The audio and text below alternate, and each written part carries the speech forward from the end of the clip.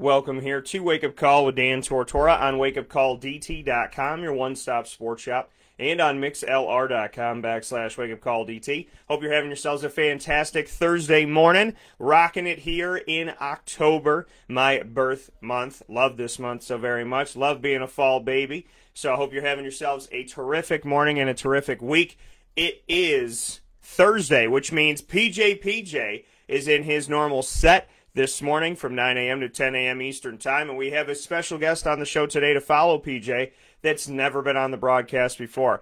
So a lot of cool stuff coming up here on Wake Up Call. You are listening on MixLR.com/WakeUpCallDT. You are watching on Facebook.com/LiveNowDT. All of it is inside of the Cafe Kubal studios.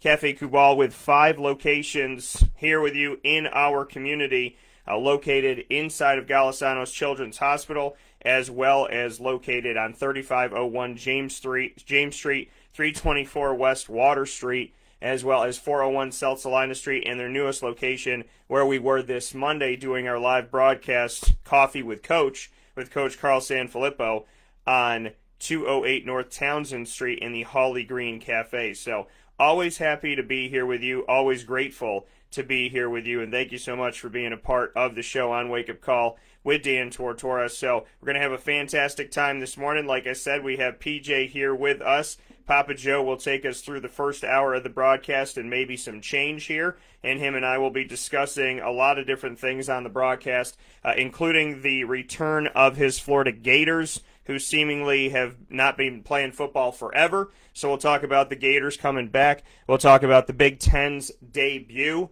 and one of Syracuse's natives getting it done on the field for Indiana. We'll discuss that. We'll talk about Syracuse football as well as the state of the Jaguars, the fact that the Jaguars can't lose this week because they're not playing, Doug Marrone's future, as well as the Los Angeles Dodgers making history once again, and we'll get into our picks for the week.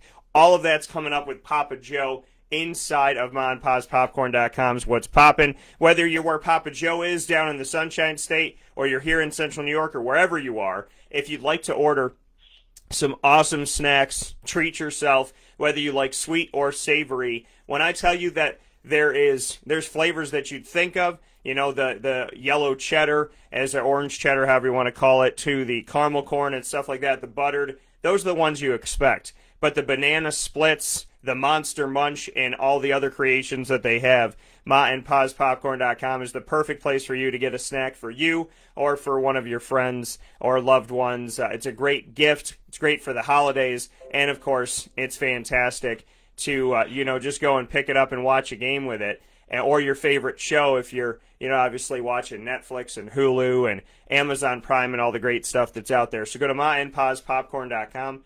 Use the promo code DT20, that's DT20 for 20% off. So inside of MonPazPopcorn.com, what's poppin'? Speaking here with Papa Joe in Hour 1. In Hour number 2, I have Joseph Combe coming on the show. And Joseph Combe is going to tell a very unique story and a special story. He played at RIT for basketball in the 80s. Then he came on to Syracuse as a walk-on. He's the first Syracuse walk-on to ever hit a three-point shot.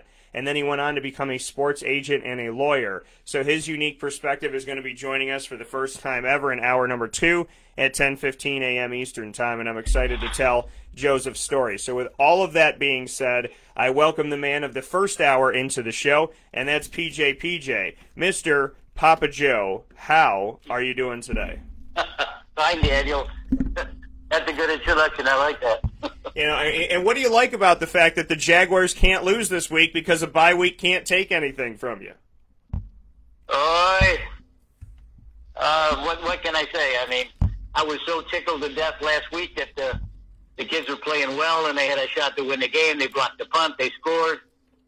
And, it's just disappointing. But I don't know if I see any light at the end of the tunnel. I don't know if it's going to come this year. Certainly not going to come this year. I mean, we're done this year. So, I don't know. I mean, what more can you say? We can get into it. That's for sure. Yeah, so we'll talk about that for sure. We'll get into it this morning. I want to welcome everybody that's listening and watching to Wake Up Call with Dan Tortora inside of the Cafe Kubal studios. Much appreciation to every single one of you. Know that you don't go unnoticed, and good morning to Alan as well.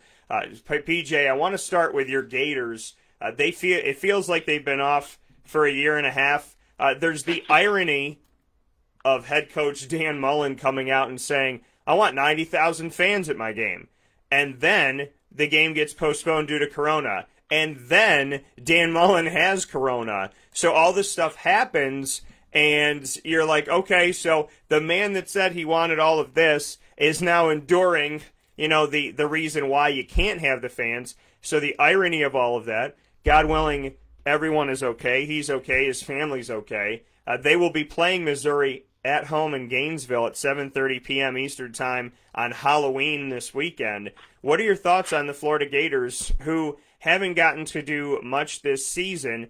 They are able to get 3 games off. They played at Ole Miss and won, played South Carolina and won, lost to Texas A&M by a field goal, and then didn't get to play against LSU. They have Missouri on Halloween. What is your thoughts about them coming back? Well, they should be ready to go. I mean, they haven't played in 3 weeks. The team was shut down last week because of the virus. Not only with Coach Mullins, but some kids that got it. As we speak, I think there are 5 starting players that are in quarantine now. So they should be ready to go. I don't think that they're going to have too much trouble with Missouri. I think that their offense is still so good that they may be scoring on their defense, which is not very good this year. I got to admit that. I mean, when you give up as many points as in yards as Florida has, you're not supposed to be winning. But as long as Kyle Trask can keep throwing to the other Kyle, then they're going to be okay. It'll be a good game. It'll be fun to watch. I think it's on at night, which is a little bit different. But that's good. And there's going to be about 20% of the people there. I don't know, 20% of 100,000 people, still 20,000 people. But it'll be fun. I'm glad to see the kids back out on the field, and let's see what they got. Having disruption, having essentially there's bye weeks. So, I'm sure coaches are trying to ad-lib and say, okay, guys, let's just treat this like a bye week. But, with Corona disrupting things, what are your thoughts on what it can do to a team? And, can a team be out for almost a month and then, essentially have a positive restart, or could it hurt the team? I mean, look at the angles of it from your perspective, and the fact that, a team like the Florida Gators not playing for almost a month. What do you think that could do positively? What could it do negatively? Well, we got to go back to the beginning of it when couldn't play at LSU. And then Coach Mullen really made a mistake. He put his foot in his mouth. He should have never said what he did after the Texas A&M game. He should have never said that. I want 90,000 people in the swamp because our governor's opened up the state. Can't do that. And then he gets sick. And then the other kids get sick. So as far as I know, this week is the first week that they've started to hit each other. So, they just have to stay alert. They're doing all their stuff on the Zoom and practicing what they're supposed to be doing. But, these are kids. These are kids. They're still kids, and they still have to go to class, whether they do it more the bricks and mortar one or they're doing it virtually. You still have to be prepared, and they'll be prepared. That I'll tell you. Yeah, and that's the thing, is making sure that everybody's ready and keeping them fresh. I mean, it's good to prevent from injuries. It's good to, help guys get healthy if maybe some guys have been bothered by some stuff and whatnot. It's coming off of a loss, the last game they played being a loss. There's a lot to learn. There's a lot of tape you can watch. You can watch it again. So getting extra time after a loss, getting to see that, getting guys healthy that may have needed that help, that's important too. But then there's also the reality of, like you said, like they've been hitting recently, but being away from that. You can't, as much as you try to simulate a game, you can't simulate a game completely. So there's that side of it. There's the fact of, essentially having sea legs, I guess I would call it, in the sense of, everybody else is out there getting their experience and getting their feet wet, and you're not. I mean, essentially you're at home, or, and you're trying to simulate it to the best of your ability, but other teams are getting experience under their belt. So I think that, that's a side of it too, is that, you're not doing what everybody else is doing in the time that they're doing it. So it could be a good thing, like I said, to get guys healthy. It could be a good thing after a loss, especially to have extra time. It could be a good thing to watch the film over and over again and really perfect your craft. But at the same time, it's you not being at the same pace as everybody else, which could affect you. And we saw that in baseball, the start and stop. And granted, some of those teams made the playoffs, and some of those teams were able to move forward, like the Marlins. But ultimately, the hope is that you don't have to keep starting and stopping. And definitely for a team like the Gators, you hope that this doesn't happen again. For sure. I'm anxious to see them play. And I know they'll be, I shouldn't dismiss Missouri all that quickly. I mean, they're a good team. I think they're 2-2 this year. They got a good win under their belt. I forgot who it was, but they beat a top-flight team. And so, they're going to be formidable to begin with, but I think just Florida has too many athletes, and once they start running up and down the field, it'll be very difficult to catch them. They have so many weapons, notwithstanding Kyle, the big Kyle at tight end. He's a load boy. And frankly, I see him being the best tight end in America. Maybe one of the best receivers in America, because he's big enough to run to the defensive backs, and he's also big enough and fast enough to run away from the linebacker. So he's a really formidable target out there, and I'm sure the Kyle and Kyle show will keep going. I can't wait to see it. I want to see some good, exciting SEC football, because frankly, there's not a lot of defense being played in this league this year, and I think all the people out there that have been hating on me just because I talk about the SEC all the time. Well, this year you can hate me because of, frankly, the defenses suck. There's not a lot of defense being played. Maybe Georgia's probably got the best, and even them, it's not up to their standards. So it looks like they're just trying to outscore each other, which is fun. I don't mind watching that too. Yeah, and it does. I mean, in the SEC this year, it does resemble what people describe the Big 12 as, essentially just trying to outscore each other, and as opposed to playing defense, just trying to run up the scoreboard. We've seen that a lot. You mentioned that Missouri is 2-2. They lost to Alabama and Tennessee with both teams ranked. They defeated LSU and defeated Kentucky, which means that LSU this season is in a situation which really isn't that great for LSU. The Tigers are they're 2-2 this season. Also, like Missouri, they've lost to Mississippi State, who has shown little to nothing since they beat the reigning national champion. They defeated Vanderbilt at Vanderbilt. They beat South Carolina at home, and they lost to Missouri on the road, 45-41. We have seen the LSU Tigers dip a little bit here. It's been a very interesting season, seeing Florida lose to Texas A&M, Texas A&M start to rise a little bit, and Missouri be at 2-2, LSU be at 2-2, Mississippi State to defeat LSU, but then Mike Leach to lose 3 games. Besides that, Ole Miss to be competitive, but they're 1-4, and really the only team that looks like they're doing what they're supposed to be doing as far as record goes is Alabama. But as far as games go, the way that they played against Ole Miss, 63-48, was a little bit dicey and a little bit scary. Everything else looks like Alabama. So I guess we could say that outside of one game in the SEC, Alabama looks like Alabama, but a lot of the other teams in the SEC don't look like themselves right now. That's true. Although we did see Alabama this last weekend, and another coach put his foot in his mouth, which is highly unusual. Coach Saban had to say the wrong damn thing when the kid Watkins got carted off the field after trying to take a kickoff coming out of the end zone. Yeah. Instead of telling us how nice of a guy Jalen is and what a hell of a player he is, which Coach did say that, but he had to put at the end there, well, he's not supposed to be taking the ball out of the end zone. I mean, the kid's lost his season, and Coach Saban's got to say something like that. I mean, I thought that was disrespectful, and I'm surprised that Coach Saban did that. He's apologized since then, but he's the kind of guy like Coach Mullen. They talk in the heat of the moment, and he criticized his best player for taking the ball out of the end zone at a kickoff, which he shouldn't have done. He knows he shouldn't have done that, of course. Yeah. But notwithstanding that, I mean, you just don't throw him under the bus because of that. So, Coach Saban, he's got his problems too. They all do. They all run off of the mouth sometimes. Well, and the reality of it all is we talk about, the line adding insult to injury, and he literally did that on that. You got a guy who's lost his entire season, and then you insult him after that's happened. It's like, you know what, Coach, we get it. Tell him that in the locker room, or whatever. I mean, I don't even know if it's like I don't think I would say that at all.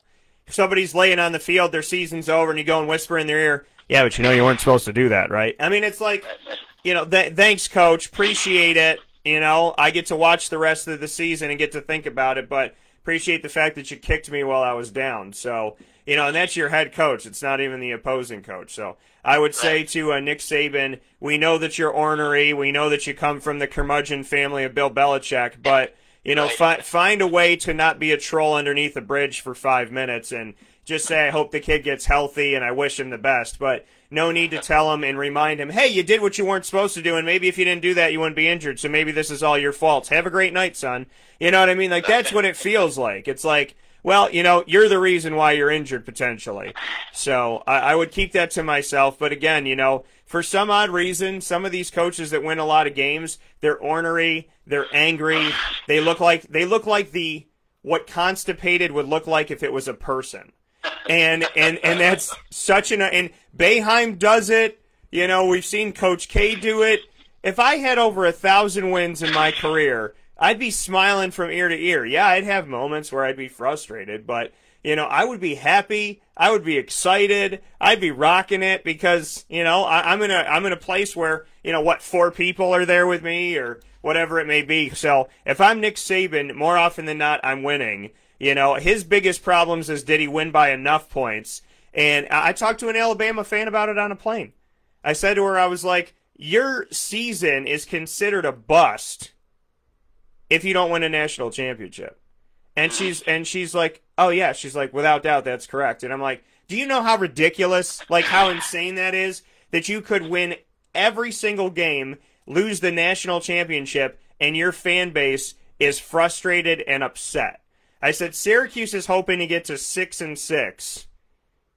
You're hoping to win out, win the SEC championship, and then win 2 games in the college football playoff. And if you don't do that, your team considers that season to be a losing season when you've won all of your games. It's considered to be a season where you didn't do enough. So I told her, I said, it must be nice to live in that world and have those problems. Because, right. You know what I mean? It's like, oh, we didn't win a national championship. Like, every year, it's like, what did you have? 1 loss, 2 losses? Over 10 years, would you have 10 losses? And so, but that's Alabama. They've created that environment. I respect what Alabama has done, and I just wish Nick Saban would smile. The Big Ten, on their side of it, they got going this past week, PJ, and as they got going this week, they were able to jump their games off. Wisconsin and Illinois started everything, and when they were able to start their season, obviously Wisconsin got a big time. I shouldn't call it a big time win. They did what they were supposed to do against an Illinois by a large margin of victory is a better way to put it. So they win their game in what is college football's Week 8. It was only Week 1 for the Big Ten, and the Big Ten able to get that victory for Wisconsin 45-7. And then we saw Ohio State take care of Nebraska as they should. We saw Michigan take down Minnesota. And then we saw Purdue over Iowa, a little bit surprising, 24-20. Northwestern over Maryland, 43-3 was surprising in the margin of victory. And then we see 2 games that a lot of people didn't expect. Rutgers, who's been in the basement of the Big Ten since they left the Big East of football, 38-27, they defeat Michigan State. Not only do they get a win in the Big Ten, but they get a win by double digits, and they get a win on the road over Michigan State. And then the game that probably 97% of the world thought Penn State would win, but your boy right here sitting in this wake-up call chair picked Indiana, and the CBA alum like me and Syracuse native like me, Mr. Stevie Scott, picked them in the crew to win, and they won in overtime 36-35. So most of the Big Ten went the way it was supposed to, but Indiana and Rutgers came away with 2 wins. Thoughts on this? Oh, good. My bros in Milwaukee are all happy because, well, they're not really happy right now. They're happy because they beat Illinois handily, and they look like they found another quarterback of the future. This kid looks like he's going to be a winner. But they're not going to play this week because of the COVID. Wisconsin and Nebraska game has been canceled. So, yeah. They're going to be in a flux, too. They won't be able to hit and be mean and stuff.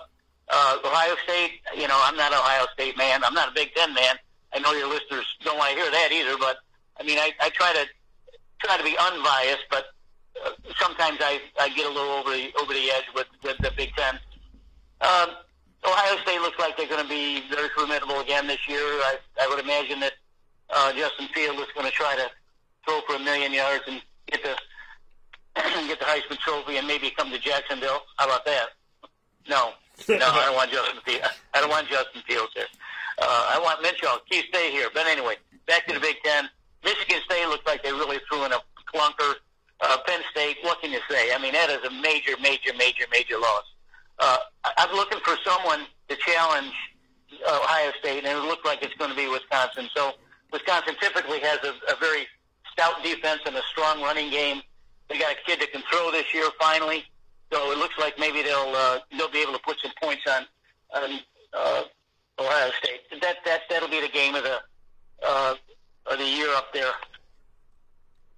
Yeah, there's some awesome games that are coming up here. The question is, can these teams continue to impress in the Big Ten as they move forward? The teams that weren't anticipated to win, can they continue to win? Can they do that? As we look at the Big Ten schedule, like you said, Wisconsin is not going to be playing this week, which is very unfortunate. We talk about the starts and the immediate stops that have unfortunately happened due to Corona, and one of those happening with Wisconsin and Nebraska with that game being canceled.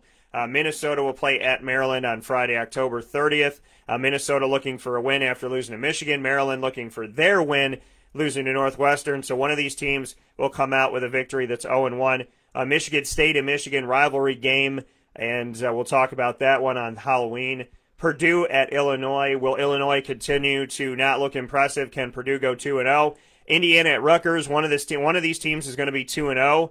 Indiana is ranked in the nation's top 17 right now. Will Indiana continue to push, or will Rutgers, with Greg Schiano's return, get another win? Northwestern at Iowa. Northwestern, can they go 2-0? Can Iowa bounce back? And then Ohio State at Penn State. This is an end-of-season game in the second week of Big Ten play. So there's a lot of great stuff that's going on here, PJ. What do you I know it's only been one game, but who do you lean on more? Do you think Indiana can go 2-0, or do you think that Greg Schiano's Rutgers team can make it happen? That's a game that I'm definitely circling this week. Yeah, I like Indiana in this game. But, I got to rant again. We talked about this at length months ago, and some of the conferences have made the right decision by stopping everything. And if these teams in the leagues and the pros and the cons and everything had listened to our doctors 6 months ago, 8 months ago, we wouldn't be in this position. We should have stopped everything, pulled the plug on everything until January, and then start all over again. We talked about it at length, and we did talk about it at length. I was adamant about it. No one should have started anything. Where does that leave us now? You're in and out and in and out. Kids are sick. Coaches are sick. We got over 4,100 cases in Florida again every day. Over 4,000 cases a day in Florida. Not going away. I don't know what more to say. I hate to rant about it, but, they should have been smart months ago. The ones that the conferences to stop all competition are the smart ones.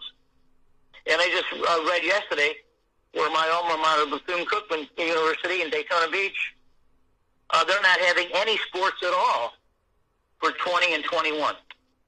Yeah. Now, that's a small private school, a historically black college school, not so much more anymore. But they don't have a very big budget. I think their whole budget is something like $21 million to $20 million. Not a lot of money at all. Yeah. And they lose a lot of money when they don't play football and basketball. But they can't afford to ship these kids all over the place. Typically, Bethune-Cookman doesn't fly. They take a bus. So now there's no football, there's no basketball, there's no baseball, there's no nothing for Bethune-Cookman. I don't know who else is going to follow that, but so some of these small schools are really under budget constraints, and you can see what happens with that. Well, remember when the Ivy League and the head of the Ivy League made the decision, remember we talked about it, the Ivy League and the Patriot League both said no. And they came out and they said no. They said we're not changing our mind, and they haven't. So, obviously these are not schools that rely heavily on football revenue like the SEC and the ACC and the Big 12 and the Big 10 and the Pac-12 and whatnot. But there has been, conferences out there that have said, listen, we're not playing. Now, the majority, has every conference felt a cancellation or a change? Yeah, for the most part they have. Have they navigated through it? Yeah, they have. Have we seen coaches and players get sick? As far as we know, we have not. So, potentially asymptomatic. Nick Saban obviously talked about how he felt okay. I don't believe that Dan Mullen was affected in a very bad way, or Mike Norvell. So, the reality is that, yes, we've seen it happen. It started and stopped, but thankfully we haven't seen anything life-threatening. So that's been good. Maybe not even any symptoms in general, or maybe minor symptoms. So that's a positive thing, because my question is, okay, not how many people have it, how many people are exhibiting symptoms, how many people are sick, how many people are in the hospital, how many people, are in a place where, it's a danger zone, so to speak. Because if that number stays down, then that's a good thing. If the lethal side of it, if the sickness side of it stays at bay, then that's good. Because obviously you don't want to have it, but if, God forbid, you do have it, are you somebody that doesn't really even know that you have it? And are you not, in a place where you have to be hospitalized or anything like that? My hope and my prayer, obviously, is not only that short term you have no issues, but long term that you don't as well, that there's nothing that sneaks back up on you. I just want this virus to go away. I am sick and tired of everything that's going on with it. More than anything, I'm sick and tired that it's become a political issue. I don't understand how you make it a political thing. I don't understand how you make it anything other than what it is. It's a scientific problem. It is a health problem, and it's something we need to work on. We heard the swine flu, but it didn't really affect us. We heard about H1N1, but it didn't really affect us. Whether it's a swine flu or a bird flu, it was like we heard it, and we were like, yeah, we heard about SARS, but it didn't really affect us. This one affected us. You think about any of the other ones we heard about, and, people kind of, it's that approach in, like, the neighborhood. It's like, oh, it happened to my neighbor, but it didn't happen to me. So it didn't hit your doorstep.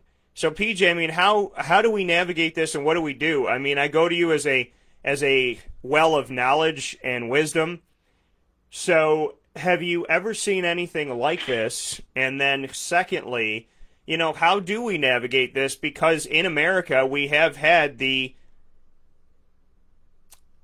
trying to find the right word for it. We've had the blissful ignorance of knowing that there's disease and viruses out there that haven't really affected us here in America. So how do we handle this one, and how do we navigate not being able to have blissful ignorance anymore? Oh boy, that's a good question. Most of your answers can be said by the financial. It's a big decision to pull the plug on college athletics and even pro athletics. We still got to give kudos to most of the major league teams, the pro teams, basketball and baseball to some extent, soccer. They did a good job with the bubble until this last time with Justin Turner. I'll get into that. It's a financial decision. Forget about the medical and the scientific. They don't care about that. They care about the kids, of course. But am I going to lose money? Hell yes, I'm going to lose money. If the Big Ten didn't start this year, they're going to lose money. If the Pac-10 doesn't start this year, albeit later than the Big Ten, which is already late, they're going to lose money. So, where do you go with that? You don't go anywhere with it. You should have made this decision months ago. Pare down your budget, pare down your expenses, and just try to get out of it. Now, baseball, we just had a great time with baseball. It was fun to watch. The two best teams played for the World Series, no doubt about that. The whole series was right on the edge of your seat. I loved it all. Didn't miss a game. Tried not to miss a pitch, although I fell asleep a few times. So what happens is the Dodgers, all of a sudden, their starting third baseman is not on the field for the seventh inning. And, of course, the networks don't have a clue what's happening. So they found out that Justin Turner, the third baseman for the Los Angeles Dodgers, had tested positive, and they wanted him off the field. They wanted him to sit inside of an office until the game was over. Yeah. All right, Justin did that. Of course, he didn't know how, he knew how the game was going, and they were ahead. So the end of the game comes, and what does Justin Turner do? He was told not to leave the secluded area. Stay there. You can't go anywhere. He says, "The hell I'm not. I'm leaving. You can't stop me. I'm going." He told Tampa. He told his executives that. He told his coaches that. He told the security that. I'm not staying here. I'm going out and celebrate with my fans, with my team. Well, I mean, they did a great job right up until the very, very, very last moment. They had the protocols in place. Justin says, "Screw this. I'm not staying in here." He walks out there, and of course, whether he affects anyone, I'm not sure. But it was a very selfish thing on his part to do. But given that option, 95 out of 100 players would have said the same damn thing. I'm going out and celebrate. Look at Justin Turner's not a young kid. He's 35 years old. He's been in the league almost 15 years. He's a super player, good player. This is his. He's a free agent next year. If he doesn't sign up with the Dodgers again, he's not going to be on another World Series team. So he's sitting in that little office, and he's thinking all these things running through his head. What am I going to do? Am I going to sit here? Yeah. While everyone's hugging each other and laughing and raising hell? Right. No, I'm going to go out there. And he did do that. And, I credit him for doing that, but also it was a very, very selfish thing to do. Well, and that's the thing, and you bring up a great conversation to have, so let's have it. And that is, what do you do? If you were Justin Turner, what would you have done? The question that I have is, what was it about this test? And in the middle of the game, how does Major League Baseball get notified? Who essentially gave the information? He's pulled in the 7th inning of the game after they found out that he tested positive, they being Major League Baseball, for COVID-19. He was quarantined in a doctor's office, Dodgers President of Baseball Operations Andrew Friedman said. Now, he returned to the field wearing a mask to celebrate with the Dodgers. He then took down his mask and posed for a team photo on the field. But, the 35-year-old third baseman, same age as me, question is, what would you do? And so I'll tell you that in a second after I read what the Major League Baseball said. Quote, immediately upon receiving notice from the laboratory of a positive test, protocols were triggered leading to the removal of Justin Turner from last night's game. Turner was placed into isolation for the safety of those around him. However, following the Dodgers' victory, it's clear that Turner chose to disregard the agreed-upon joint protocols and the instructions he was given regarding the safety and protection of others. While a desire to celebrate is understandable, Turner's decision to leave isolation and enter the field was wrong and put everyone he came in contact with at risk. When MLB security raised the matter of being on the field with Turner, he emphatically refused to comply, end quote. So he's subject to discipline under the agreement. Something could happen. Here's my question, PJ. How did the test not come back positive? Like, how did Major League Baseball not know, first and foremost? Who told them at the time? Why did it take so long? And here's the reality. It was the 7th inning of the game. He had practiced with the team. He was in the dugout with the team. He was playing with the team. He was on the field with the team, shaking hands with the team, being around the team, baseball, touching everybody's glove with the team. So at that point in the 7th inning, if he was going to expose anybody, it would have already happened. So taking him off the field doesn't change anything in reality. So him coming back onto the field, yes, he broke protocol, but the reality of it all is, if anybody was going to get sick off of Justin Turner, it was already going to happen. Of course. I think that's just the league's trying to save face. I do quarrel with their testing arrangements. When you have something like the World Series happening, and you want your protocols followed, and you want testing done quickly, don't wait 2 days for it to come from Ogden, Utah, for Christ's sake. That's where it's coming from, Utah. That makes no sense. You should have done immediately somehow.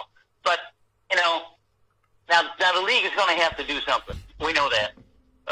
Obviously, the Dodger officials could not keep Justin Turner inside and allow him to go outside. Whether they forcibly tried to do that, I doubt it. He's a pretty big guy, and he wouldn't do anything like that anyway. So where are you going with this? So I'm thinking to myself, well, the league, first of all, is going to have to fine Justin Turner, and they're going to fine the Los Angeles Dodgers, and it's going to be quite big. I wouldn't be surprised if Justin Turner is fined $250,000 and the team fined $1 million. That maybe those are stretching it, but I do think that the league is going to come down on Los Angeles and Justin Turner because of that. Everyone did a great job right up until the very last minute, but you're torn. I mean, your heart is torn. I mean, come on. Yeah. I've been in this league 15 years. I'm on the field with my bros. I want to celebrate. You're not going to stop me going out there. So, as selfish as it may seem to us, it wasn't to him. And kudos to him. I'm glad he made a tough decision. I mean, it was a tough decision. Maybe he signs up with the Dodgers another couple of years, and they use him as a utility man or something like that. But I don't know. I'm almost sure that fines are going to come, suspensions are going to come, whatever they're going to do, they're going to do. Speaking here with Papa Joe this morning in our Thursday set from the Sunshine State inside of the Cafe Kubal studios on Wake Up Call with Dan Tortora. PJ, looking at this, and you talk about the fine, right? They're going to fine Justin Turner. They're going to do something with Justin Turner. Lane Kiffin was fined $25,000. This is some people's income for the year. Lane Kiffin was fined $25,000. $25,000 for criticism of officials, and he didn't even say anything. He retweeted a post on Twitter that described the officials as absolutely atrocious. He didn't even say it. So you talk about a fine. What do you fine Justin Turner for wanting to be out there? He's 35 years old. He doesn't know if it'll ever happen again. Doesn't know if he'll be a Dodger. Doesn't know if he'll go to the playoffs. Doesn't know if he'll go to the World Series. Doesn't know if he'll win. These are a lot of ifs that could never happen again. And, scientifically, mathematically speaking, it's reasonable to think that it may never happen again for Justin Turner or for anybody else that gets to go there once. So we're talking about a fine that's going to happen to a guy that wanted to enjoy it, that would have already exposed his team, mind you. So, you bring up a good point there. I wouldn't be surprised if Justin Turner retires. If look at, I've been in this league a long time. I've bounced around a little bit. I finally got with a team that liked me and appreciated my efforts. So it's conceivable that at age 35 and the downside of your career, that he may retire instead of facing all of this stuff, because they could very well say, we'll suspend you all of the 2021 season. So, it's going to be a difficult decision. With Lane Kiffin, we knew what we were going to get with Lane Kiffin. This doesn't surprise us at all. I mean, that's Lane Kiffin. But going back to Justin Turner, it's a tough decision. And the dominoes are going to fall. I'm just waiting to read about it. But here's my thing about Lane Kiffin, because we talk about fines and how much should they be and this and that, and players deal with it and coaches deal with it and whatnot. You're not supposed to say anything negative about the officials, right? You keep it to yourself. If you don't agree with their call, you're not allowed to say anything. So I brought this up this week. What does Jim Boeheim do, right, at Syracuse at press conferences? Somebody will say to him, Jim, was that a foul? And he looks at the guy and he goes, I can't say that. And so he'll look at the guy, he'll look at us and he'll say, did you guys think when he went down the lane that he got hit? And he looks around and people go, oh yeah, coach, or no, whatever they think, and he'll go, okay, so you saw what I saw. But that's all he says. He finds a way to put it on us to say what he wants to say, because then he didn't physically say it, so he doesn't get fined. So as far as I'm right, so as far as I'm it's very smart. So as far as I'm concerned, he didn't say it. Lane Kiffin didn't say what he's getting fined for. Lane Kiffin retweeted a post on social media on Twitter where somebody said, hey, these officials are atrocious, absolutely atrocious. So $25,000 for not speaking a word. Have you ever heard of a coach getting fined for contesting officials by reposting somebody else's thoughts and feelings that aren't even their own. Is $25,000 a little bit egregious and crazy for Lane Kiffin saying, you know what, fan, I agree with you on this. All he did was retweet it. PJ, you can retweet stuff by hitting your phone by accident.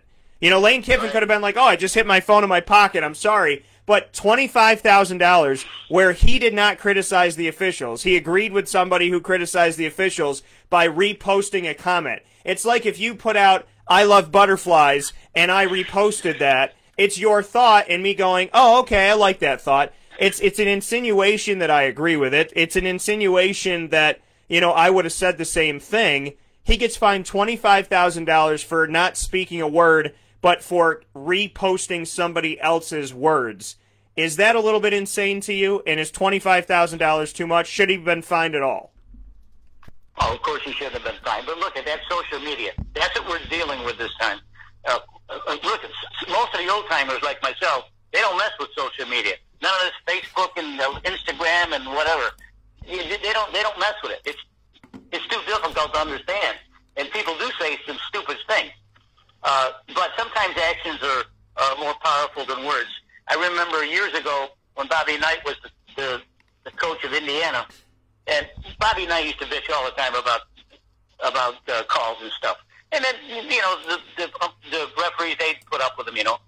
So one time, he didn't say anything. He picked up a chair and threw it across the floor all the way to the other side of the gym. Yeah.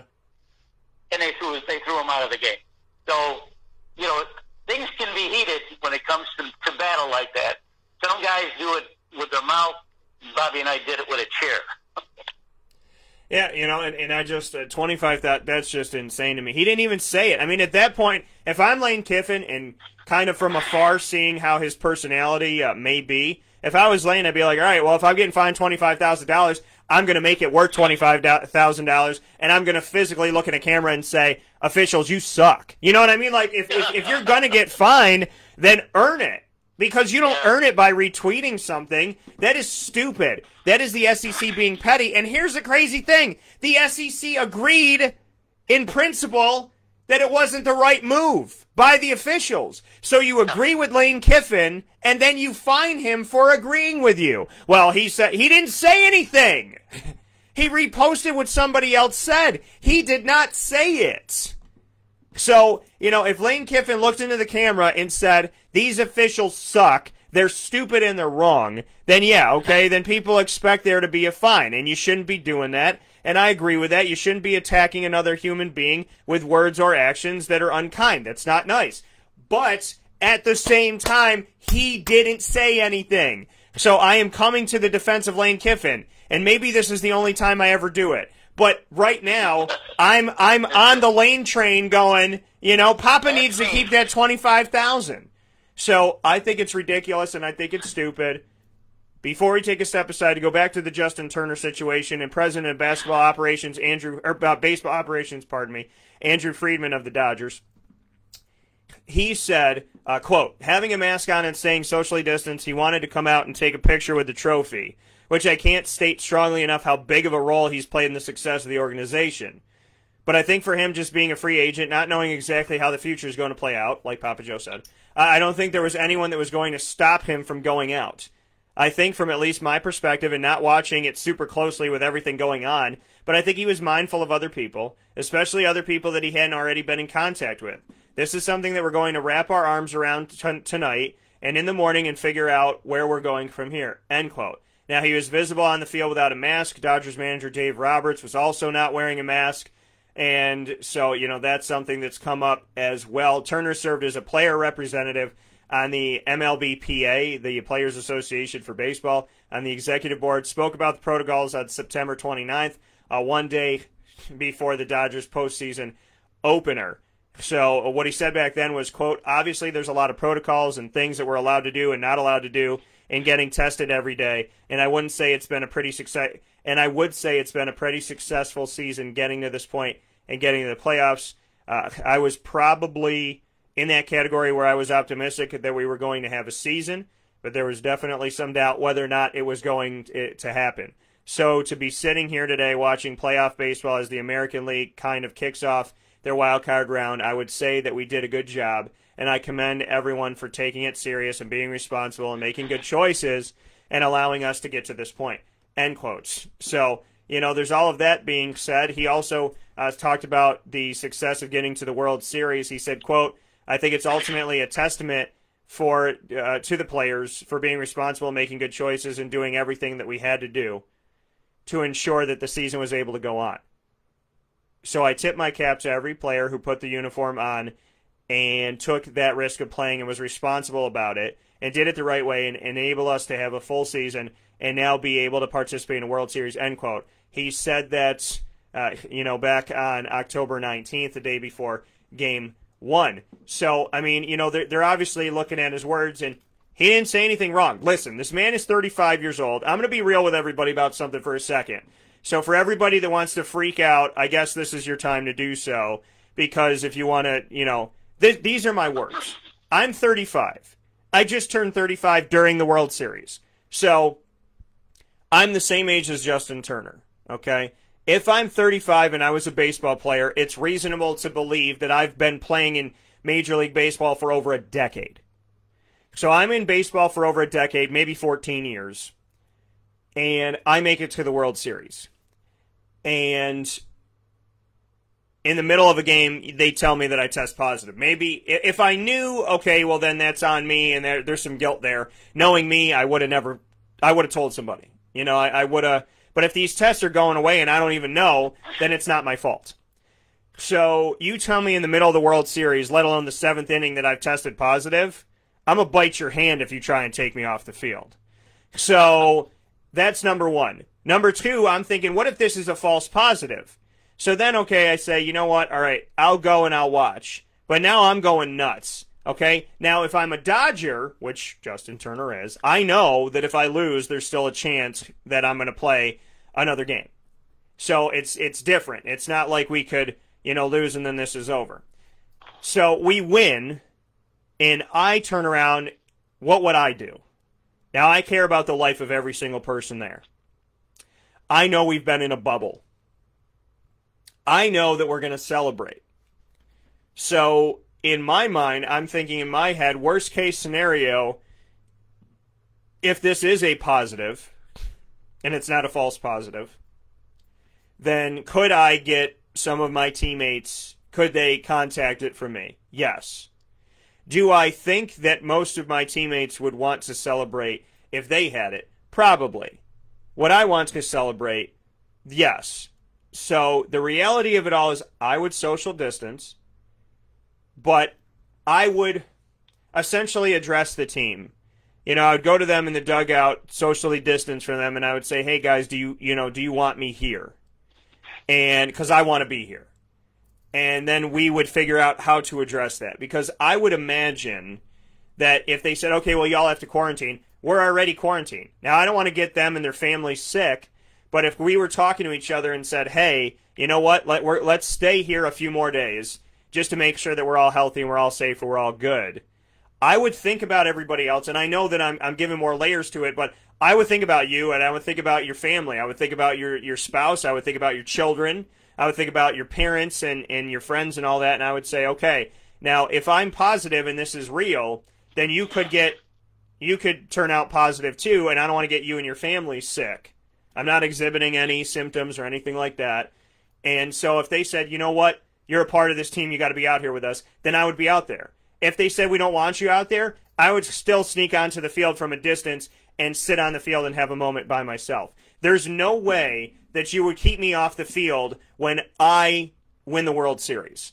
There's no way that you could keep me away from the field to win the World Series. Number one, it's a moment that I would regret for the rest of my life, and I'm not a person that lives with a lot of regret. So I would have to be there, and I would have to be a part of it. Now, if my teammates want to hug me and they want to be around me, then, that's fine. With all the conspiracy and stuff that goes on and potential stuff that in today's world, I'd be thinking, what Rays player, called the MLB office during the game and was like, Justin Turner's positive. You know what I mean? So, I'd be wondering, what's going on. But if this test took a long time to come back and it's the 7th inning, I would say I've already exposed my team.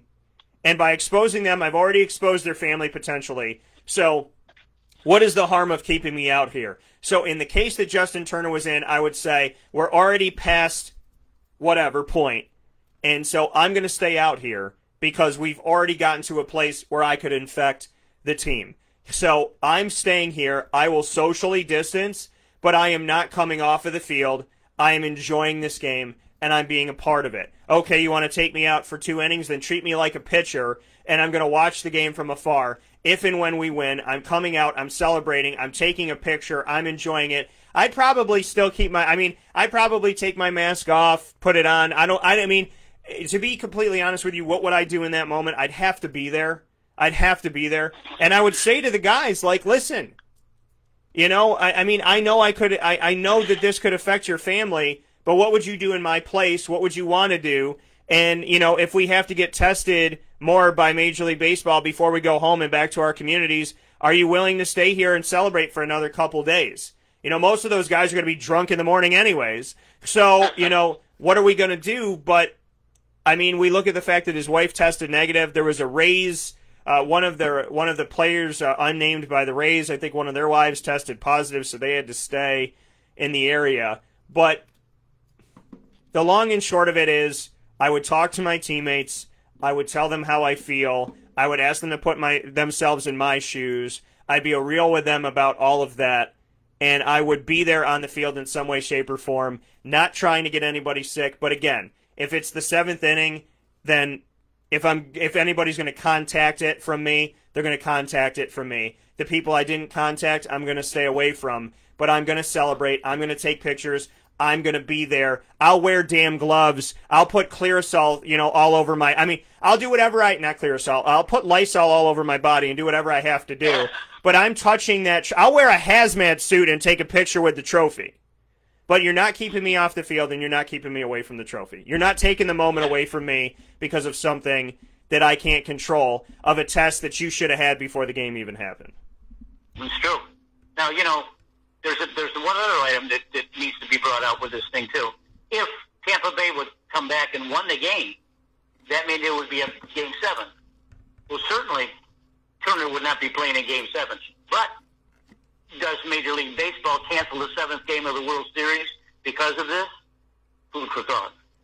Right. And do they postpone it? Do they hold it a week? What do they do essentially for it? Because, again, it's one of those things where you have to protect everybody that's involved, but it's the 7th inning of the game. He's not going to do any more damage, arguably, if he stays by the people he was already by. He's not going to do any more damage than he's already done. He's already touched the baseball that everybody else touched. So, the fact of the matter is he's already out there. It's already happened. And so what are you saving by keeping him off? And the reality of it all is, again, I would wear a hazmat suit and come in and be on the field with everybody because you're not keeping me away from celebrating them. Do you understand? I'm not a baseball player and I'm not in the World Series, and I'm sitting here thinking about it, and without doubt, my mind and my heart were like, you would regret that for the rest of your life. So, I can't even imagine what Justin Turner was feeling to be like, okay, I don't want to get anybody else sick, but I've already been around them, so if they're going to get sick, it's already happened. It's not my fault that this happened. What if this is a false positive? Da-da-da-da-da. But he's seeing his team celebrate, and how can you be a ghost to that situation? You have to enjoy that moment. So I don't think that people can go out there. You could do whatever you want. You have free will, but in freedom of speech in this country, which some people think means the freedom to be stupid or ignorant or naive, which it doesn't, or racist or prejudiced or sexist, which it doesn't. But the freedom to make decisions in this world. And for him, if he didn't go out there and he didn't celebrate in some way, shape, or form, even just standing by himself, I don't know if he could ever forgive himself for that. It's true. That's true. So, well, there were other tough moments in that game too that we need to talk about. But I could talk about baseball all morning long. So, if you have to go to commercial, you go to commercial. And we are going to take it's funny how Papa Joe sniffed it out. We are going to take a step aside for a fast break. When we come back, we have plenty more coming up. We have to talk about 2 teams that have one common denominator. And you think, oh, it's losing. Oh, it is. It's also Doug Marrone, Syracuse and Jacksonville. Doug Marrone had some thoughts that he shared with the world. We'll talk about what those thoughts are. We'll talk about the state of the Jaguars and the state of Syracuse football right after this fast break. Between the two of them, not many wins and a lot of questions. We'll talk about it here on Wake Up Call with Dan Tortora right after this fast break.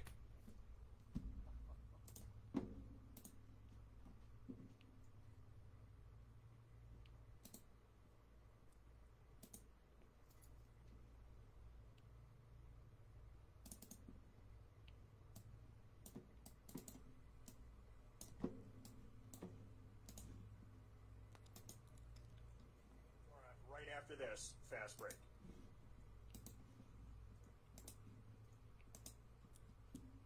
Carvel DeWitt, it's what happy tastes like. Do you know why? Because we make ice cream. Creamy, rich, flavorful ice cream. Not yogurt or iced milk like some of our competitors. Ice cream. Fresh, by hand, daily. For the calorie conscious, we have something new for you. Our new Carvelite. Same great flavor, creaminess, and texture of our regular ice cream with only 35 calories an ounce. So whether you want an ice cream cake, flying saucer, dasher, carvalanche, hard or soft ice cream, we will satisfy your craving with our fresh, handmade regular or new Carvelite ice cream. Carvel DeWitt. It's what happy tastes like.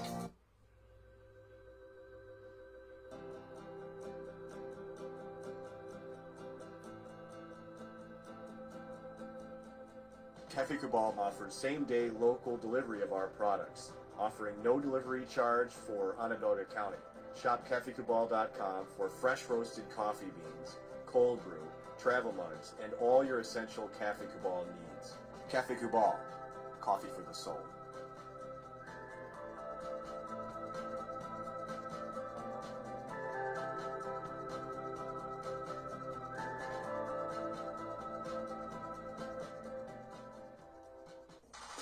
The Wildcat Sports Pub in Camillus, New York is located on 3680 Milton Avenue in the Home Depot Plaza. It is your family-friendly sports bar and restaurant.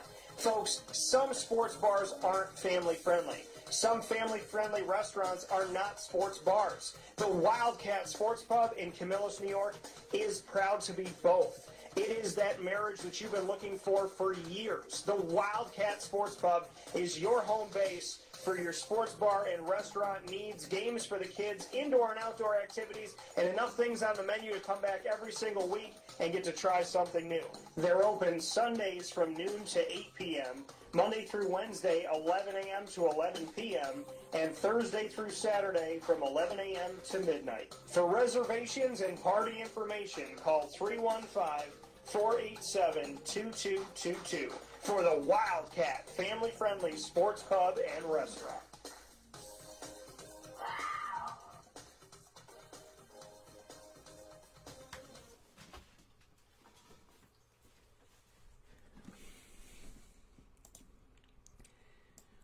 Welcome back here to Wake Up Call with Dan Tortora on WakeUpCallDT.com, your one-stop sports shop, and on MixLR.com/WakeUpCallDT. Happy to be here with you every Monday through Friday from 9 a.m. to 11 a.m. Eastern Time, where sports truly meets life. Inside of the Cafe Kubal Studios, listening on MixLR.com/WakeUpCallDT and on WakeUpCallDT.com's homepage. You're also watching on Facebook Live, Facebook.com/LiveNowDT. And these videos get added to our YouTube channel. You can check out YouTube. Everybody gets some YouTube on YouTube.com/WakeUpCallDT. So make sure you check that out. The audio versions get added to Stitcher, Spotify, TuneIn, iHeartRadio, Podbean, and so on and so forth. So make sure that you're on those as well. We're here with Papa Joe. He's taking us a little bit into hour number 2. And so, PJ, we got a couple things that we need to discuss. One of them being here inside of the Cafe Kubal Studios. One of those being Syracuse. Obviously, Doug Marrone, common denominator between Syracuse and Jacksonville. Also a common denominator between the two, unfortunately, is the fact that neither one of them can seem to buy a vowel or a victory in this year's season. So what can you say? Let's start with Syracuse, then we'll get into Jacksonville. Your thoughts on the Orange. Syracuse has a glaring issue above everything else. There's two glaring issues, actually. the inability for the offense to get going, which they've done a little bit better and had a few moments. Rex Culpepper has been able to air it out a little bit. I've seen more from Rex's arm and Rex's play than we saw from Tommy DeVito earlier on, and that's not a knock on Tommy. It's just saying I've seen Rex at least feel a little bit better in the offense. It seems to look a little bit better, but the offense is a massive issue. Another issue on a defense that leads the country in takeaways is the fact that the defense is very, very, very porous when it comes to stopping the run. They couldn't figure it out against North Carolina. They couldn't figure it out against Georgia Tech. They couldn't figure it out against Duke, couldn't figure it out against Liberty, couldn't figure it out against, Clemson did enough. But, Syracuse giving up over 300 yards to a team that was winless in Duke. Syracuse giving over 300 yards to a team that is independent of a school like Liberty, and giving up 170 yards on 10 carries to one of their players in Shedro Lewis. So we know the run defense is a problem. We know the offense is a problem. The team is 1-5. They have Wake Forest coming into town. What are your thoughts on Syracuse?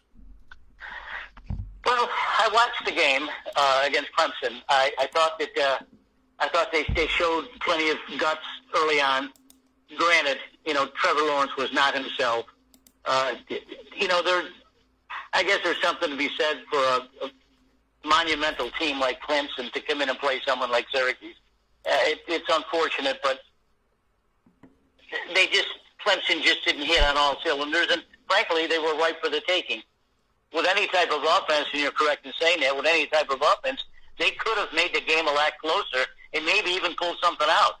But defense-wise, you're right. Trevor Lawrence, once he figured out who he was playing, what he's supposed to do, then he started rifling bullets all over the place. Yeah. But I was impressed with Syracuse's early on, and I thought that they were in the game at halftime.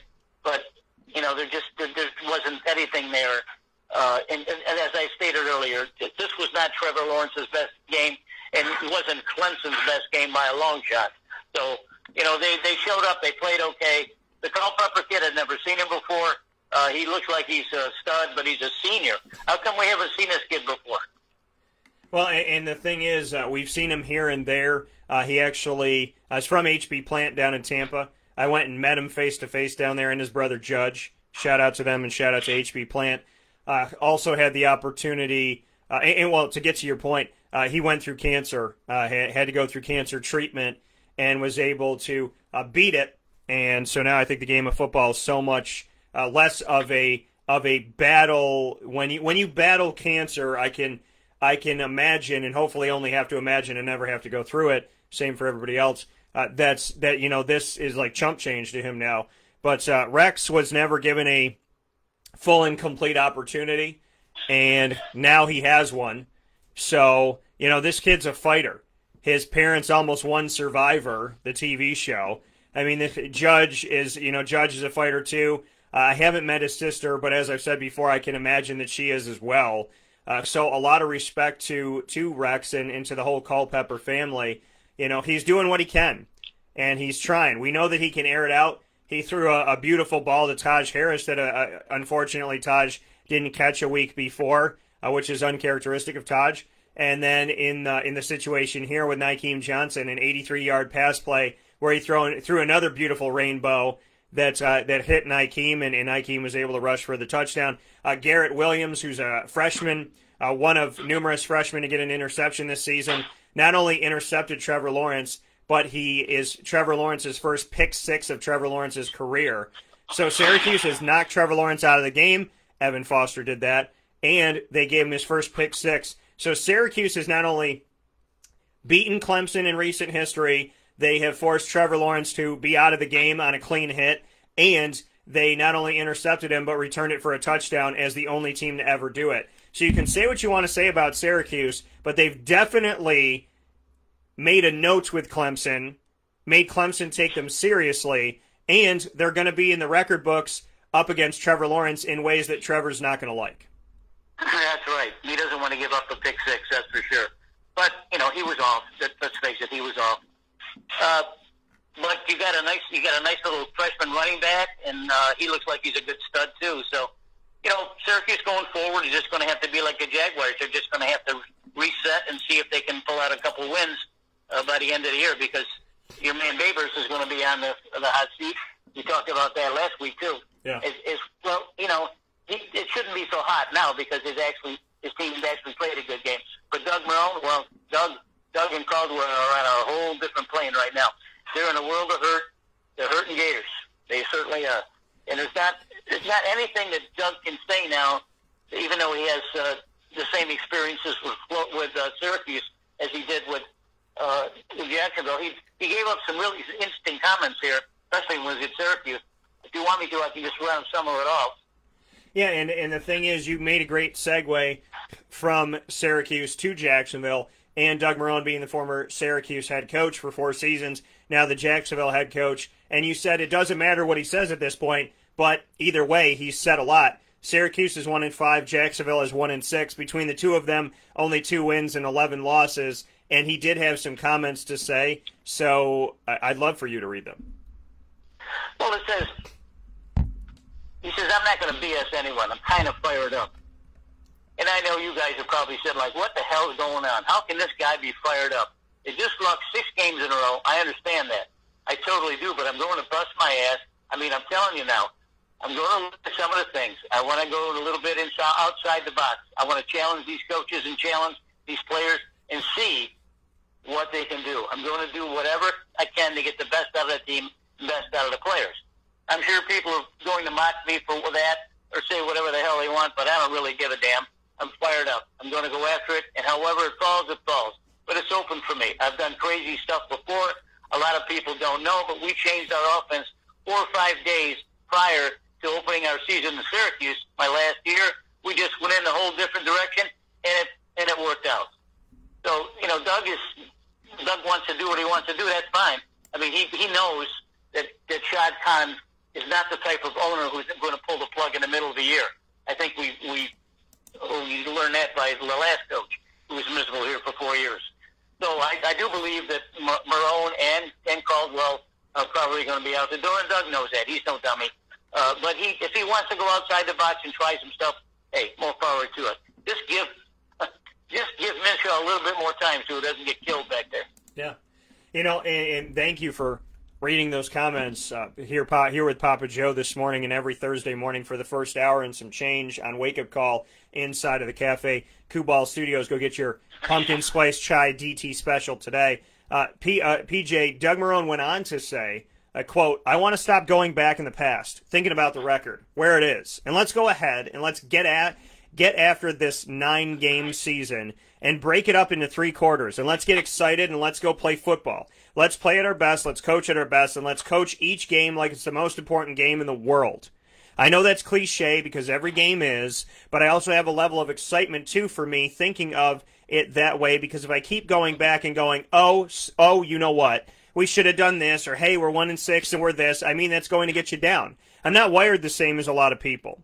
I think you guys know me for a long time now, so I'm going to be able to block that out of my mind and go forward and be the best I could be for the coaches and the players.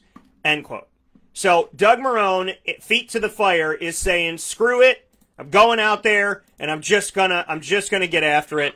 I'm just gonna coach. I'm just gonna do my thing. And here's the thing. If he turns around in this 9-game season, so to speak, as he calls it, if he turns around now and the team, and I'm just for argument's sake saying this, so nobody freaking go crazy on me because I said this. If they go 9-0, they go 8-1, they go 7-2, they go 6-3 in these last 9 games, does he keep his job? No, I think things have got. What people are going to say, well, Doug, if you're going to do all this stuff now, you're going to throw all these things in work. Why didn't you do it before? Amen. Why did you have this careful game plan before every season? Amen. And if you're going to throw caution to win, why didn't you do it before?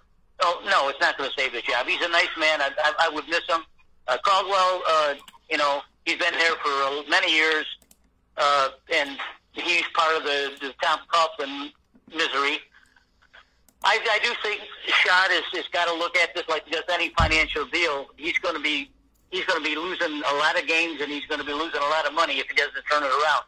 But unfortunately for him, he hasn't been listening to the right football people. So everything he's done since he's been here, he's failed, except for 1 year where they almost got to the Super Bowl. So, you know, he's and some of the failures on Shad, too. If he's a businessman, you put people in places that make decisions for you. Well, the people that have been in places have not made the right decisions for him. So, hey, it's on him, too. Yeah, you know, and I mean, what it really comes down to is, you know, Dave Caldwell, I don't really fault him the way that I would look to Doug Marrone and whatnot. I think Dave Caldwell found some good talent. What I do fault with is that, you know, the character of that talent is something that really maybe if it went into the equation, it didn't come out of it right. So I would say that I do hold him responsible, not for what people do, because you have no control over anybody else, but Jalen, you know, guys like Jalen Ramsey, you could kind of see that coming. Some guys maybe you couldn't. Maybe with Telvin Smith, I didn't see it. I used to interview Telvin Smith his first couple of years in Jacksonville, and he was nice, and he was fine. His ego came within the last couple of years to the point where I was like, I don't even want to be around this man. So, you know, I mean, I just didn't want to be around like somebody who thinks they're too good. I will tell you this with utter certainty. If you act, man, woman, or child, if you act like you are too good for me and your presence is too big for me, I will smirk and I will walk away, and you'll be lucky to ever see me, even by accident, for the rest of your life. So that's my reality. If you're too cool for my school, okay, you ain't God. So unless you're God, I don't buy it. And That's right. you know, and the people that think that they're hot stuff eventually come back to you some way, somehow. Oh, Dan, how you do? I heard everything's going well. Want to hang out? Want to get lunch? You'd be amazed, Papa Joe. Maybe you wouldn't, because you've lived a life as well. But the reality of the people that act like they're too good for you, too big for you, better than you, and then a year goes by and you get a phone call. 5 years go by. Oh, you know, Dan, I heard your business is doing really well. And I'm like, you know, yeah, but 5 years ago, bro. So it was funny because somebody said to me, like, you've done well the last 5 years. And my response was, yeah, wouldn't it have been something for you to be here and actually see it? So the reality of it all to me is I don't fault Dave Caldwell for everything. I think he brought in talent. I think he should have known some of the character that he brought in. I mean, for goodness sakes, Yannick Ngakoue was in Minnesota for 15 minutes, and now they're sending him away. Well, you know, we're getting picks and whatnot. No. If this man was a great player and he was a leader, there's no way in hell that you'd let go of him for some picks. Because if you got it, you don't need to go out in the draft and look for it. If you've got it at home, you don't have to go out and look for it. So Yannick Ngakoue just proved to me my point, okay? Jacksonville, well, I don't want to be in Jacksonville. Okay, well, guess what? You were an issue in the locker room. I saw it. I physically saw you be a problem. I physically saw you be an egotistical, pompous individual. And guess what? Minnesota didn't even want you for half a year. So that says something to me about that. It says something about that in that situation, because if Jacksonville was the issue and Yannick Ngakoue wasn't, then Minnesota would have kept you. So to me, that makes sense right there, and that should paint a picture for you of Yannick Ngakoue. Jalen Ramsey, yeah, things are working right now with the Rams, but if they keep losing and if they're not functioning and maybe they have a 3-win season and they're not going to the Super Bowl, watch his attitude change. Watch his attitude change. Because I said in the locker room, he's fine right now, but I wonder what he's going to do if Blake Bortles ever doesn't. You know, like the season after they almost made the Super Bowl, I go, I wonder what he's going to do if Blake Bortles falters. And if Blake Bortles doesn't get it done. I wonder what's going to happen. And we saw what happened. So, to me, I don't fault Dave Caldwell for the actions of other people. I fault him for not taking that into the equation when you're interviewing these people, or maybe not asking the right questions, or maybe not digging enough. Because there's a lot of talent out there, but there are people that are talented but also have egos. There's talent that is good, and there's talent that is like a virus. So you have to make sure that you can adequately be able to differentiate between the two. And, just like when you're dating, there's women that I dated that are extremely attractive, but they do not treat you well. And so you think in your head, like, well, this is a beautiful, beautiful person. Yes, but are you willing to take everything that comes with that? And that's the same thing with a Jalen Ramsey. Beautiful player, but do you want to take everything that comes with that? So, I look to Dave Caldwell and say, you should have done better research, but I don't fault you for everything. Doug Marrone, it just doesn't work. It hasn't worked. It's not working, and it doesn't make sense. I don't wish bad on Doug. I don't want bad to happen to him. I want him to love his job. I want players to love him and play for him. I want him to have a great staff. I want him to have longevity. I want him to go off in the sunset and be with a team that he can be with for the next 10 years and win. I just don't think it's Jacksonville. The question is, where does Jacksonville go, and are they willing to spend the money? Because we know that Schott will spend the money on, resources and he'll spend it on buildings and whatnot. But, will he spend the money on a coach? And will they go out and get a guy who is going to stick in Jacksonville for a decade? Can they find somebody who can be the future of the Jaguars? And I guess that's the big question now. Yes, it is. And it's, Schott may have to think outside the box, too. The way these college guys are coming in now, it looks like that they're fairly successful at what they're doing. The Matt Rule thing at Carolina looks like it's going to be all right. Wouldn't be a big bad idea to bring someone like that in. But, Doug brought in Jay Gruden, who's supposed to be a guru with quarterbacks and an offensive genius. Why he didn't do that bad of a job in Washington, he fizzled out down here. I mean, he gave Minshew everything that he could handle. Minshew's a smart guy. I mean, he's not a dummy. He's not like a Jameis Winston. I mean, he knows it all and can perform to do it. Yeah. So whatever Jay is doing, it's not coordinating it well with Minshew, and he's not doing it with Coach Marrone. So, Shad's got a tough decision. It's a tough decision, and it's painful for all of us that follow the Jags, and certainly all the ones that pay their good money to go watch them play. Hopefully next year we'll have a full boat, and we'll have a better team. But right now we just got to hope that they can be competitive for the rest of the year.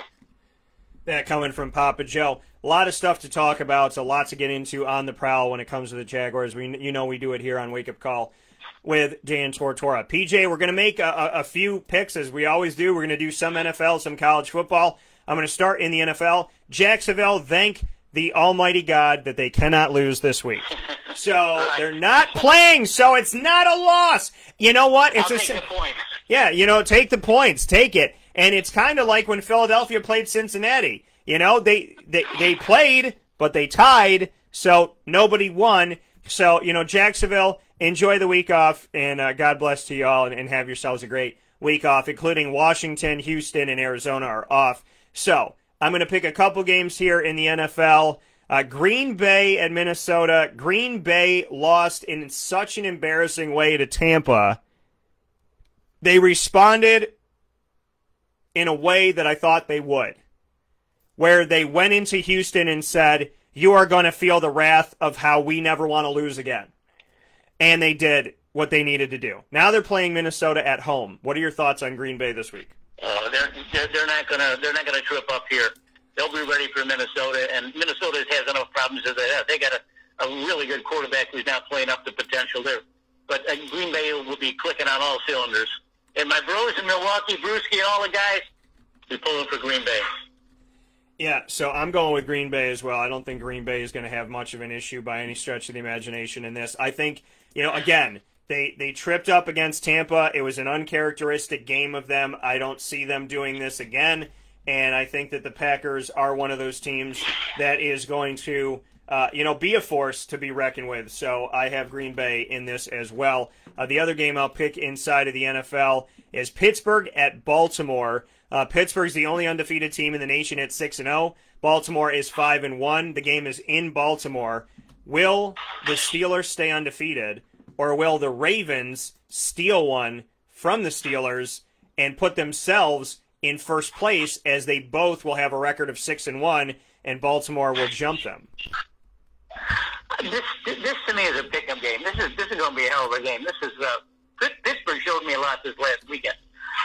But Baltimore, didn't play too well themselves, and I'm still not sold on Lamar Jackson. I don't want anyone to get mad at me. I just don't want to see the guy get hurt. If he wants to run around and pass around, that's fine, but eventually somebody's going to catch up to him. This is a pick-em game. But I think Coach Tomlin is a little bit smarter than Coach Harbaugh in this one, and I think he's got the better quarterback in Big Ben. So I like Pittsburgh in this game. Yeah, I'm picking Pittsburgh in this game as well. I got to ask you a question, PJ. I must have fallen asleep mid-conversation somehow because we were talking about a lot of different things. Did you take another shot at Jameis Winston? Oh, no, of course I did. Of course I did. He's an idiot. But look at.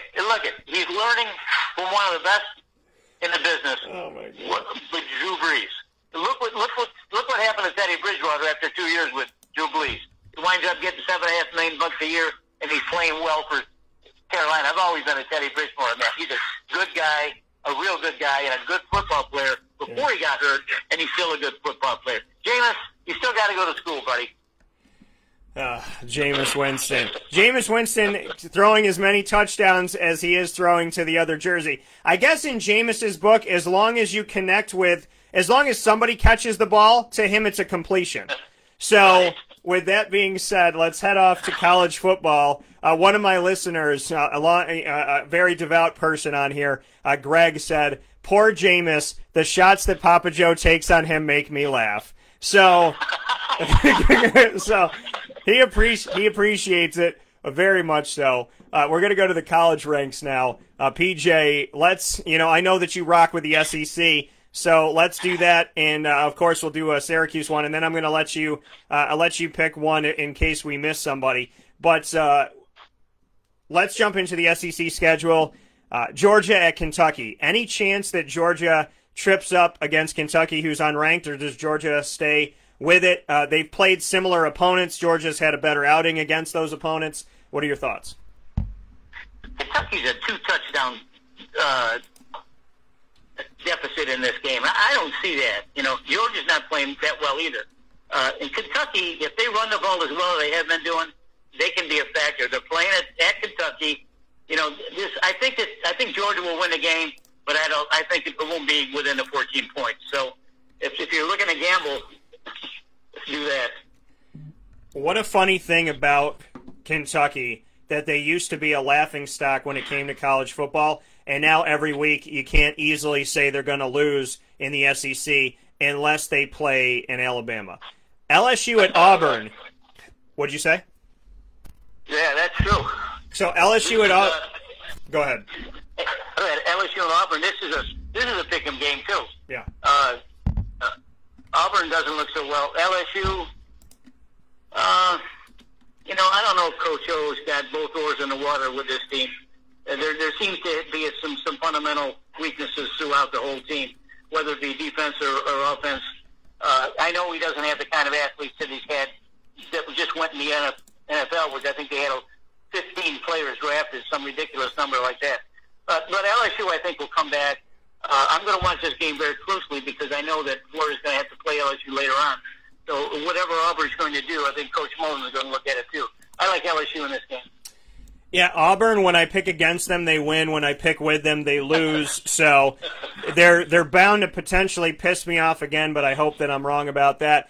I'm going to pick LSU on the road. Both teams unranked.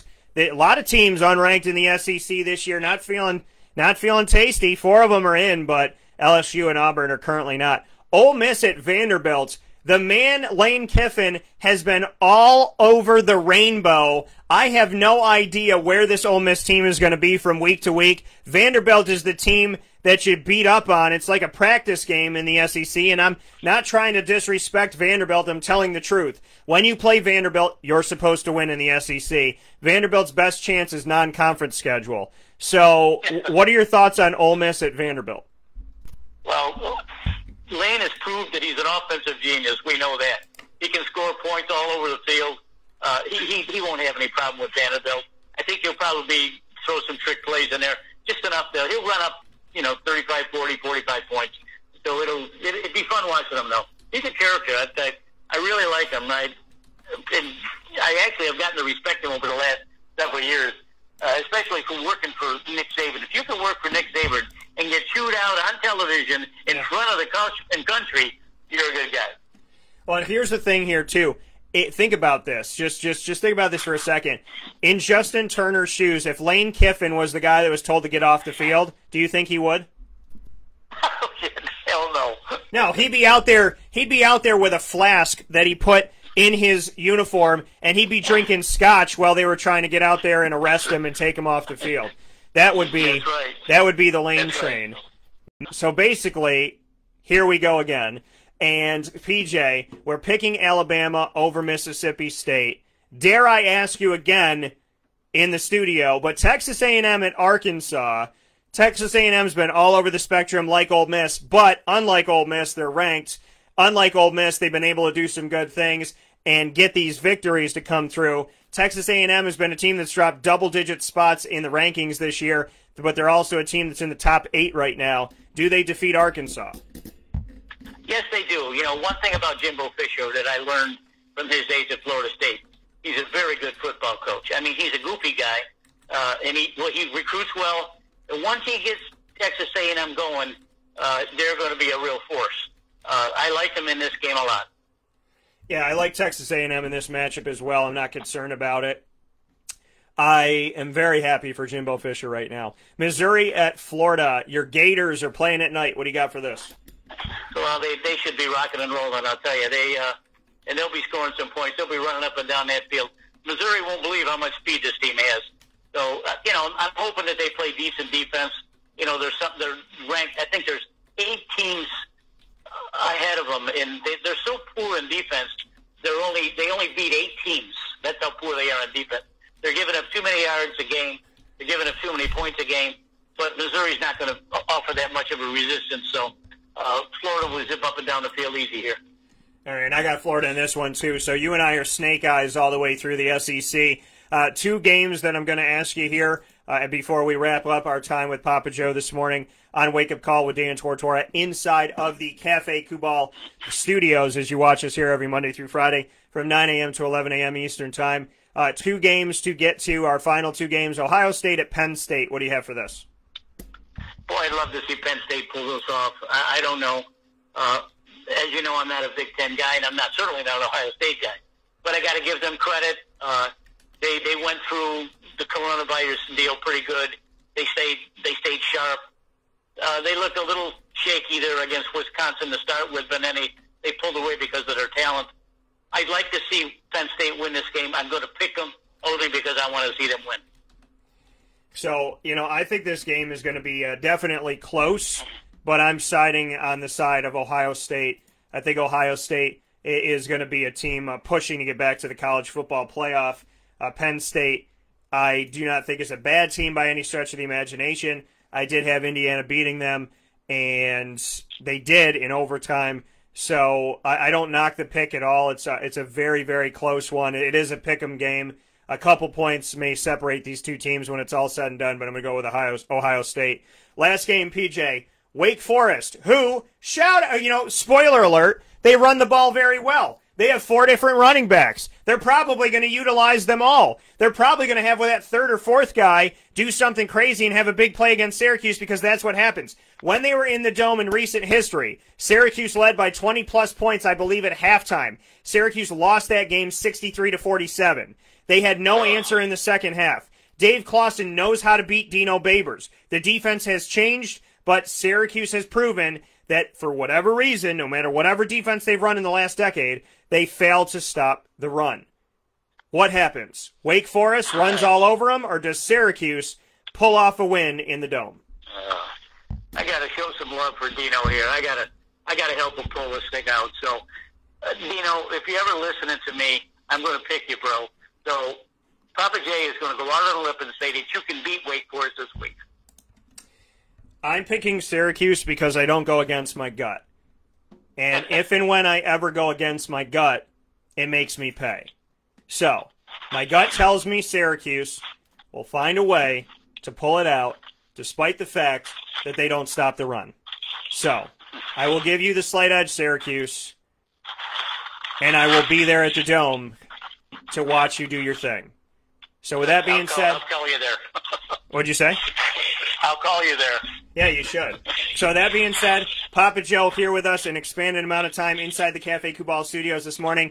PJ, as always, thank you for everything. One of the best conversations that we've ever had, and I appreciate you so very much. Thank you for making Thursday mornings feel like I'm back at the table with you down in St. Augustine.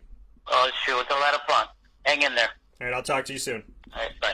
That coming from Papa Joe here on Wake Up Call with Dan Tortora. With that being stated, we are going to hop into our conversation here with Joseph Combs right after this fast break. We thank you for your patience here on Wake Up Call with Dan Tortora as we go from this conversation with PJ into our conversation with Joseph Combs. That's coming up for you right after this fast break.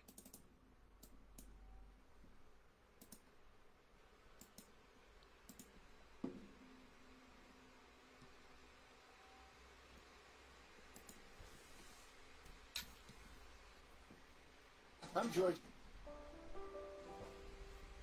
Avicoli's Restaurant, located right at the corner of Route 57 and Wetzel Road, is proud to be your local neighbor, growing with you for over 20 years. We're open 7 days a week for lunch, dinner, and drinks. For takeout, delivery, or catering, call us at 315-622-5100. When you order online and use our promo code AVS10, you will save 10% on your online purchase at myavicolis.com. And make sure to join us monthly for our live on-site broadcasts centered around Liverpool athletics. Avicoli's, your local, trusted neighbor right at the corner of Route 57 and Wetzel Road.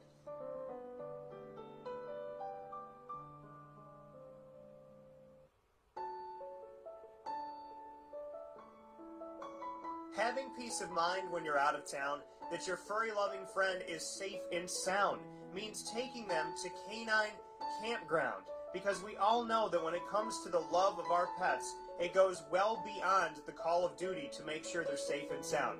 Right, Lily? So take a ride to 242 Johnson Street in East Syracuse, New York, and see Canine Campground and where your dog will be staying, in the classic cabin, the executive cabin, the grand cabin, or of course the luxury cabin, because if you know Lily, you know she loves luxury. Now you don't have to wait to the last minute to find a family member or a friend that'll take your dog for a few days. Call Canine Campground at 315-299-4013. That's 315-299-4013. Their drop-off and pickup times are Monday through Sunday. Check K9campground.com for more information. That's the letter K, the number 9, and campground spelled with a K.com. K9campground.com. When you're going out of town, bring your dog to Canine Campground.